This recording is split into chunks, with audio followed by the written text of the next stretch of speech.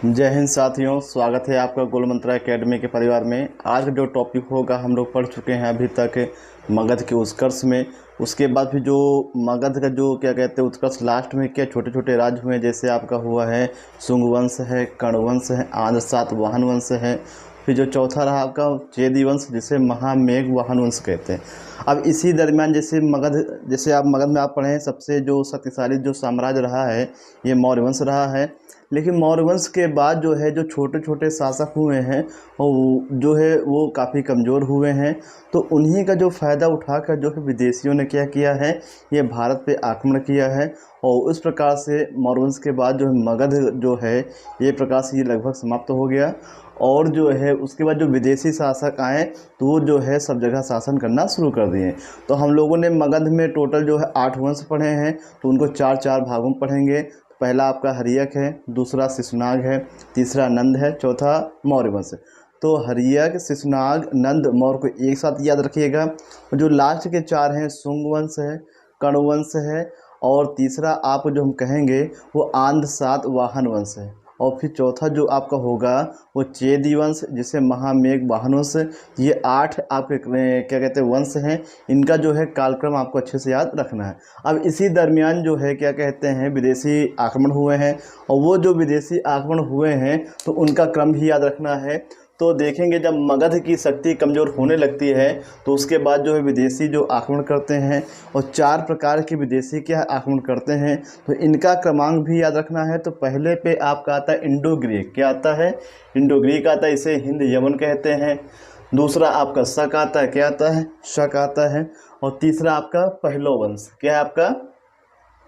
तीसरा आपका पहलो वंश, इसे पार्थियन वंश भी कहते हैं। और चौथा क्या है? कुषाण वंश। तो इंडो ग्रीक है, शक है, पहलो है, कुषाण। इंडो ग्रीक है, शक है, पहलो है और कुषाण है। ये आपके 4 वंश होते हैं। इन चारों वंशों में जो कुषाण होता है ये सबसे शक्तिशाली शासन के रूप में उभर के आते हैं। और बाकी आपके इंडो ग्रीक हैं, शक हैं, पहलो हैं, तो इनसे कोई विशेष ज़्यादा क्वेश्चन नहीं पूछे जाते हैं। फिलहाल इनके जो हमको याद क्या रखना है, ये कालक्रम याद रखना है। पहला आपका क्या है? इंडो ग्रीक है, दूसरा शक है, और तीसरा क्या? पहलो, जिसे पार्थियन कहते हैं, और चौथा एंड लास्ट क्या है आपका? कुषाण वंश। क्या है आपका? कुषाण वंश। तो पहला हम स्टार्ट करते हैं इंडो ग्रीक या हिंद यवन शासक है। तो इसका जो शासक मिला है डेमेट्रियस जो प्रथम है, ये भारत पे आक्रमण करता है और अपनी राजधानी बनाता है साकल। और साकल वही है कि वर्तमान में सियालकोट। कौन सा है? सियालकोट है। और ये आपका कहाँ पे है? ये पाकिस्तान में। तो इंडो ग्रीक या हिंद यवन शासक का जो एक शासक होता है डेमेट्रियस जो है प्रथम, ये आक्रमण करता है भारत पे। और भारत पे जब आक्रमण करता है तो जीत जाता है, और इसके बाद जो है अपनी राजधानी क्या बनाता है? साकल बनाता है। और साकल का वर्तमान नाम क्या है? सियालकोट है। इसके बाद एक राजा का और उल्लेख मिलता है, यूक्रेटाइड्स। क्या मिलता है? यूक्रेटाइड्स। इनका भी नाम जो है मिलता है किसमें? हिंद यवन शासक में।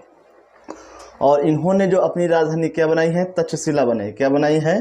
तक्षशिला बनाई है। आगे हम देखेंगे कि मिनांडर। तो मिनांडर जो है ये सबसे प्रसिद्ध राजा हुआ किसमें? ये हिंद यवन शासक में मिला है। और आप पढ़ चुके हैं शुंग वंश में पुष्यमित्र शुंग ने किसको हराया है? ये मिनांडर को हराया है। और मिनांडर को मिलिंद भी कहते हैं। क्या कहते हैं? मिलिंद भी कहते हैं। और ये सबसे इम्पोर्टेंट है। और क्या इम्पोर्टेंट है और भी जान लीजिए, ये पुस्तक है मिलिंद पन्हो। कौन सी पुस्तक है? मिलिंद पन्हो। तो मिलिंद जो पन्हो है ये पुस्तक नागसेन की है। किसकी है? नागसेन की है, ये याद रखिएगा। और ये जो है पाली भाषा में, किस भाषा में है? पाली भाषा में है। तो 2 पॉइंट आपको याद रखना है कि जो मिलिंद पन्हो है ये पुस्तक है, ये पाली भाषा में जो लिखी गई है। और इसके राइटर कौन होते हैं? इसके राइटर नागसेन होते हैं। बताया जाता है कि इसमें जो है ये मिनांडर, जिसे मिलिंद कहा जाता है, ये वार्तालाप होता है किससे? ये नागसेन से होता है। और नागसेन क्या? ये बौद्ध भिक्षु होते हैं। तो मिनांडर जो है इससे प्रश्न करते हैं, वाद विवाद करते हैं, और लास्ट में क्या होता है? नागसेन क्या है? वाद विवाद में, तर्क वितर्क में मिनांडर से जीत जाते हैं। और इसी के बाद जो है मिनांडर जो है नागसेन से काफ़ी प्रभावित हुआ, और फिर इसने क्या किया है? बौद्ध धर्म को अपना लिया। क्वेश्चन ये भी आ सकता है कि बताइए किस हिंद यवन शासक ने बौद्ध धर्म को अपनाया था? तो उसका नाम क्या है? मिनांडर है। और मिनांडर और नागसेन के संवाद को एक पुस्तक के रूप में क्या लिखा गया है, और उस पुस्तक का नाम क्या, मिलिंद पन्हो। तो ये किस भाषा में है, पाली भाषा में है, ये भी आपको याद रखना है। तो मिलिंद पन्हो पुस्तक है, किसकी है, नागसेन की है। किस भाषा में है, ये पाली भाषा में है। तो आगे हम देखेंगे, हाँ ये पुस्तक लिखी किसकी, इसके राइटर कौन है, इसके राइटर नागसेन। आगे हम देखेंगे कि सोने के सिक्के जो है किसने चलवाए हैं सर्वप्रथम, तो हिंद यवन शासकों ने सबसे पहले सोने के सिक्के चलवाए हैं। और नाटकों में पर्दा गिराना और पर्दा उठाना, ये जो प्रथा है ये हिंद यवन शासकों ने आरंभ किया। तो जैसे अभी क्या, जैसे कृष्ण लीला है, रामलीला है, नौटंकी होती हैं, तो इसमें जो पर्दा गिराना है, उठाना है, इस प्रथा का जो प्रचलन है किसने किया है, ये हिंद यवन शासकों ने किया। तो ये आपका हो गया हिंद यवन शासक, इन्हें कहा जाता है इंडो ग्रीक। और इनमें सबसे महत्वपूर्ण आपका मिनांडर जो ये आपका है, ये पुस्तक जो है सबसे इम्पोर्टेंट है, इसको बिल्कुल दिमाग में बैठा लीजिएगा। आगे हम देखेंगे शक के बारे में पढ़ेंगे, और शक का तो उल्लेख उसमें भी मिलता है जब विक्रमादित्य जो है और उनका भाई होता है रामगुप्त, और इनके पिता क्या होते हैं समुद्रगुप्त। तो जो जयशंकर प्रसाद की एक क्या कहते हैं, एक नाटक है, एक क्या कहते हैं ध्रुव स्वामिनी। तो ध्रुव स्वामिनी में जो बताया गया शक के बारे में बताया गया है, और गुप्त वंश के जो राजा होते हैं उनके बारे में बताया गया। तो आज हम देखेंगे कि शक के बारे में। तो सिख जो है मूलतः कहाँ के निवासी रहे हैं, ये सीरिया के निवासी रहे हैं, और ये बोलन दर्रे के मार्ग से भारत में प्रवेश किए। किस दर्रे से, ये बोलन दर्रे से भारत में प्रवेश किया। तो आपको ये याद रखना है कि शक जो है भारत में किस दर्रे के सहारे आए हैं, तो ये बोलन दर्रे के सहारे आए हैं। आगे हम देखेंगे कि भारतीयों ने इन्हें क्या कहा, सीथियन कहा। क्वेश्चन ये पूछा जाएगा कि शकों को भारतीयों के द्वारा किस नाम से संबोधित किया गया है, तो सीथियन के नाम से संबोधित किया गया है, ये भी आपको याद रखना है। और इस वंश का जो है सबसे जो है महान शासक हुआ है रुद्रदामन प्रथम। क्या हुआ है, रुद्रदामन प्रथम। बहुत पूछा जाता है क्योंकि एक झील है सुदर्शन झील, ये आपकी गुजरात में, कहाँ पे है, ये गुजरात में है। और इसका निर्माण जो है रुद्रदामन ने करवाया था। किसके द्वारा करवाया है, सुविशाख के द्वारा। अगर सुदर्शन झील की बात आती है तो हम लोग मौर्य वंश में पढ़ चुके हैं कि सर्वप्रथम सिंचाई की सुविधा के लिए गुजरात में चंद्रगुप्त मौर्य ने सुदर्शन झील का निर्माण करवाया। और जब इसने कराया है चंद्रगुप्त मौर्य ने, तो उस समय गुजरात का राज्यपाल रहा है पुष्यमित्र वैश्य। क्या रहा है, पुष्यमित्र वैश्य रहा है। फिर इसके बाद अशोक भी क्या कराते हैं, जीर्णोद्धार कराते हैं। किसके द्वारा, तुषास्प के द्वारा। और फिर लास्ट में जो ये आते हैं रुद्रदामन प्रथम, इन्होंने भी क्या किया है, ये सुदर्शन झील का जो है जीर्णोद्धार कराया। क्या कराया है, जीर्णोद्धार कराया है। किसके द्वारा, सुविशाख के द्वारा। तो अगर यहाँ पूछे कि सुदर्शन झील का संबंध किससे है, तो चंद्रगुप्त मौर्य से भी है, अशोक से भी है, और रुद्रदामन प्रथम से भी है। आगे हम देखेंगे जूनागढ़ अभिलेख। जूनागढ़ अभिलेख जो है इन्हीं के द्वारा जो है ये आरंभ किया गया है। और यहाँ से सबसे महत्वपूर्ण ये होता है कि इसके पहले हम लोग जान चुके हैं कि जो भाषाएं रही हैं वो आपकी पाली भाषा का काफ़ी उल्लेख मिलता है, प्राकृत का मिलता है, लिपि वगैरह क्या है, ब्राह्मी वगैरह रही हैं। लेकिन संस्कृत का जो पहला अभिलेख मिला है वो आपका जूनागढ़ अभिलेख। ये इम्पोर्टेंट है, याद कर लीजिएगा। एक ये आपका इम्पोर्टेंट सबसे ज़्यादा, और ये भी संस्कृत का अभिलेख। क्या है आपका, संस्कृत का अभिलेख। क्वेश्चन पूछेगा कि संस्कृत का जो पहला अभिलेख कौन सा है, तो जूनागढ़ अभिलेख। क्या है आपका, जूनागढ़ अभिलेख जो है ये संस्कृत का पहला अभिलेख है। तो ये दोनों पॉइंट आपको अच्छे से याद रखना है। आगे हम देखेंगे अंतिम शासक रुद्र सिंह थर्ड था। क्या था, अंतिम शासक जो है रुद्र सिंह थर्ड था। इसी को क्या है, चंद्रगुप्त विक्रमादित्य, जो गुप्त वंश के राजा होते हैं, चंद्रगुप्त द्वितीय, और इन्हीं को हराने के बाद उसने क्या है, ये विक्रमादित्य की उपाधि धारण की। आगे हम देखेंगे उज्जैन के एक स्थानीय शासक हैं, तो उन्होंने भी क्या, शकों को पराजित किया था। और पराजित करने की खुशी में उन्होंने विक्रम संवत आरंभ किया। क्या किया है, विक्रम संवत। तो आपको याद रखना है कि उज्जैन के एक स्थानीय राजा होते हैं, उन्होंने 58 ईसा पूर्व में क्या किया है, शकों को पराजित किया है। और इसी पराजित करने की खुशी में इन्होंने विक्रम संवत चलाया है। ये भी आपको याद रखना है। ये क्वेश्चन पीसीएस में आया था कि शक संवत और विक्रम संवत के बीच में कितने वर्ष का अंतराल है, तो आपको याद रखना है 135 वर्ष का अंतराल है। ये सीधा सीधा पीसीएस के क्वेश्चन पूछा गया था कि विक्रम संवत और शक संवत के बीच में कितने वर्षों का अंतराल है, तो आपको याद रखना है ये 135 वर्ष का अंतराल है। तो यहाँ से हम देखेंगे शक से आपके इम्पोर्टेंट सुदर्शन झील को याद रखिएगा, जूनागढ़ अवधि को याद रखिएगा और विक्रम संवत को आपको याद रखिएगा। ये 3 आपके जो हैं सबसे महत्वपूर्ण हैं। आगे हम देखेंगे पहलो वंश, इससे भी बहुत कम क्वेश्चन आते हैं। जो पहलो वंश हैं या पार्थियन वंश, ये मूलतः कहाँ के निवासी रहे हैं, ये ईरान के निवासी रहे हैं। आगे हम देखेंगे इनके जो संस्थापक कौन थे, मिथ्रेडेट्स प्रथम रहे। कौन रहे हैं, मिथ्रेडेट्स प्रथम, ये जो है संस्थापक रहे हैं। और पहलो वंश का जो अंत है ये कुषाणों के द्वारा किया गया। किसके द्वारा, कुषाणों के द्वारा किया गया है। इनकी राजधानी क्या थी, तक्षशिला रही है। प्रमुख शासक कौन हुआ है, गोंदो फर्निस। कौन हुआ है, गोंदो फर्निस। और आगे हम देखेंगे सेंट थॉमस पादरी जो है गोंदो फर्निस के शासनकाल में ही क्या है, भारत आता है। तो आपको याद रखना है सेंट थॉमस पादरी जो है किसके शासनकाल में आता है, गोंदो फर्निस के शासनकाल में। तो इस वंश से ज़्यादा क्वेश्चन नहीं बनते हैं, लेकिन हाँ इनको कार्यक्रम में आपको याद रखना है। पहला आपका हिंद यवन है, दूसरा शक वंश है, तीसरा क्या है, पहलो या पार्थियन। जो चौथा आपका है ये सबसे महत्वपूर्ण है आपको, तो यहाँ से क्वेश्चन जो है सबसे ज़्यादा बनते हैं। आगे हम देखेंगे कि कुषाण वंश के जो संस्थापक माने गए हैं कुजुल कडफिसस। कौन माने गए हैं, कुजुल कडफिसस जो है ये कुषाण वंश के संस्थापक माने गए हैं। लेकिन विम कडफिसस को वास्तविक संस्थापक, ये आपके वास्तविक संस्थापक हैं और ये संस्थापक हैं। तो कुजुल कडफिसस जो है ये संस्थापक हैं और विम कडफिसस क्या है, ये क्या है, वास्तविक संस्थापक। लेकिन ये दोनों उतने महान नहीं हुए हैं जितने महान कनिष्क हुए हैं। तो आपको फिर से याद रखिएगा कुजुल कडफिसस ये संस्थापक हैं, जबकि विम कडफिसस को क्या है, ये वास्तविक संस्थापक माना जाता है। और सबसे महान जो शासक हुआ है कुषाण वंश का वो कनिष्क हुआ है, और यहीं से सबसे ज़्यादा क्वेश्चन आपके यहाँ पूछे जाते हैं। अब इसके बाद देखेंगे फिर क्या बनता है, हुविस्क बनता है। तो इससे कोई विशेष क्वेश्चन नहीं बनते हैं। तो सबसे ज़्यादा जो क्वेश्चन बनते हैं आपके किससे बनते हैं, कनिष्क से बनते हैं। तो जो कुषाण वंश के शासक होते हैं ये मूल जो स्थान था ये आपके कहाँ के रहे हैं, ये चीन के रहे हैं। कहाँ के रहे हैं, चीन के। तो ये कहाँ के निवासी रहे हैं, ये मूल रूप से चीन के निवासी रहे हैं। और इन्होंने सोने के सिक्के चलवाए। देखिए सोने के सिक्के से अगर बात करते हैं तो सबसे पहले आपको याद रखना है कि सोने के सिक्के जो है हिंद यवन शासकों ने शुरू किए हैं। अगर बात करें सबसे शुद्ध सोने के सिक्के ये कुषाण वंश के शासकों ने शुरू किए हैं।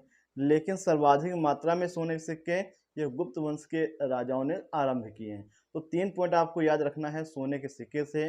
तो सोने के सिक्के सबसे पहले जो आरंभ किए गए हैं ये जो है हिंद यवन शासकों के द्वारा, जबकि सबसे शुद्ध जो सोने के सिक्के ये कुषाण वंश के राजाओं के द्वारा जारी किए गए।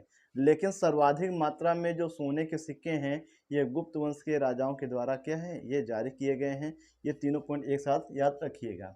आगे हम देखेंगे 4 प्रकार की उपाधियां हैं और ये चारों प्रकार की जो उपाधियां किसकी हैं, ये विम कडफिसस की। तो विम कडफिसस ने उपाधियां धारण की थी। तो आपको याद रखना है ये उपाधियां किसकी हैं, ये चारों उपाधियां विम कडफिसस की हैं। किसकी हैं, विम कडफिसस ने महाराज की उपाधि, राजधिराज की उपाधि, महेश्वर की उपाधि और सर्वलोकेश्वर की उपाधि धारण की थी। तो यहाँ से ये आपको याद रखना है कुषाण वंश के किस शासक ने महाराज की उपाधि धारण की, कुषाण वंश के किस राजा ने राजाधिराज की उपाधि धारण की, महेश्वर की उपाधि और सर्वलोकेश्वर। ये जो चारों उपाधियां हैं ये विम कडफिसस की हैं। किसकी हैं, विम कडफिसस की हैं। इसके बाद हम आते हैं कनिष्क के पास आते हैं और सबसे महत्वपूर्ण यही है। और इसका जो राज्याभिषेक कब हुआ है, ये 78 ईस्वी में हुआ। कब हुआ है, 78 ईस्वी में ये इसका राज्याभिषेक हुआ है। और इसी खुशी में इसने शक संवत आरंभ किया। इसी में इसने क्या किया है, ये शक संवत आरंभ किया है। ये भी आपको याद रखना है कि शक संवत जो है ये कब आरंभ किया जाता है, 78 ईस्वी में। तो ये चीज़ 2 पॉइंट आपको याद रखना है कि 78 ईस्वी में जो है क्या कहते हैं कनिष्क का राज्याभिषेक हुआ है। और इसी जो है दौरान जो है इन्होंने क्या किया है, शक संवत आरंभ किया। आपको पता होना चाहिए कि वर्तमान समय में जो राष्ट्रीय पंचांग है ये शक संवत पे आधारित है। किस पे आधारित है? शक संवत पे आधारित है और इसे जो स्वीकार किया गया है 22 मार्च 1957 को हमारे भारतीय संविधान में राष्ट्रीय पंचांग को मतलब कि राष्ट्रीय पंचांग स्वीकार किया गया है। और ये जो राष्ट्रीय पंचांग है ये शक संवत पे आधारित है। स्वीकार कब किया गया? तारीख और डेट याद रखिएगा, 22 मार्च 1957 को स्वीकार किया गया। आगे हम देखेंगे कि कनिष्क ने जो अपनी राजधानी बनाई, क्या बनाई थी? पुरुषपुर बनाई। और पुरुषपुर को वर्तमान में क्या कहते हैं? पेशावर कहते हैं। क्या कहते हैं? पेशावर। तो कनिष्क ने अपनी जो राजधानी पुरुषपुर बनाई और क्या है ये? पेशावर है। और इसके बाद क्या है? पेशावर के बाद ये अपनी राजधानी कहाँ? मथुरा भी ले आता है, ये भी आपको याद रखना है। और इसके बाद देखेंगे कनिष्कपुर। तो कनिष्क ने जम्मू कश्मीर में, ये कहाँ है आपका? जम्मू कश्मीर में है। तो जम्मू कश्मीर में राजा कनिष्क ने कनिष्कपुर की स्थापना की, ये भी आपको याद रखना है। और मूर्ति कला की मथुरा शैली और गंधार शैली का जो विकास है ये कनिष्क के शासनकाल में हुआ। तो यहाँ सबसे इम्पोर्टेंट ये है कि 78 ईस्वी याद रखिएगा, शक संवत याद रखिएगा।